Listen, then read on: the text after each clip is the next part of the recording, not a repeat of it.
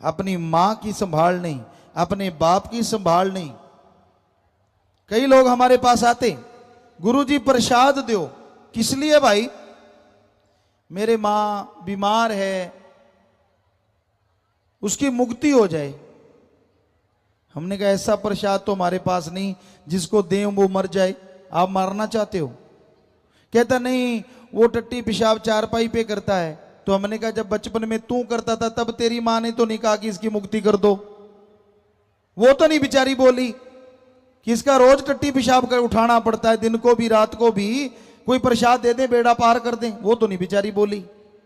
अब उसका तुझे उठाना पड़ गया तो अब तू कहता है कि वो मर जाए। लानत है ऐसे औलाद पे। कहां चली गई हमारी संस्कृति? हमारे धर्मों में तो यही शिक्षा है।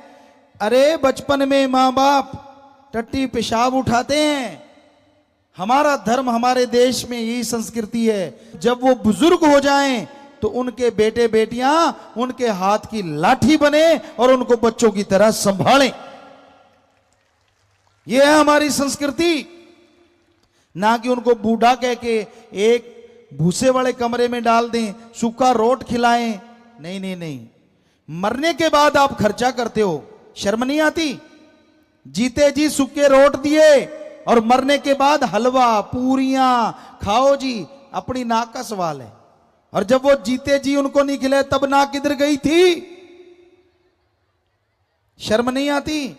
जिन्होंने बड़ा किया, पढ़ाया लिखाया, ठीक है उनमें अवगुण हो सकते हैं तो वो भी आदमी, क्या हुआ अगर मां बाप है?